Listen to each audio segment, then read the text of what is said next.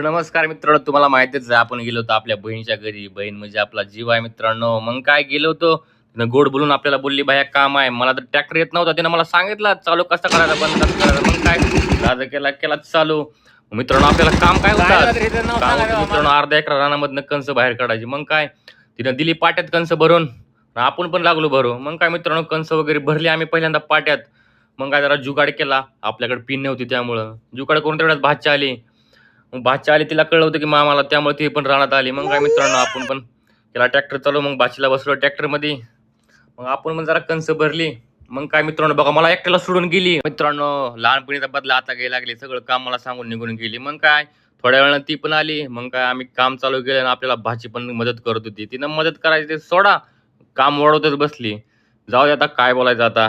काय बोलले की लगेच रडती या. मग काय मित्रांनो ट्रॅक्टर बाहेर काढला आपण मस्त मध्ये. तो का तिथं कणसं भरतच होती. भरू त्या कणसं मित्रांनो. मग आपण तेवढ्या ट्रॅक्टर म्हणला आता त्याला खाली करूया. मग काय मित्रांनो ट्रॅक्टर खाली करायला गेलो. जुगाड आपला जरा तोडला. कणसं जरा पडली होती. मग काय मित्रांनो केलं खोऱ्यानं काम चालू. तेवढ्यात गोम निघली. जशी गोम निघली तशी बघा हे घराकडे सुसाट पळाली. मग काय झालं काम हातपाय धुतलं.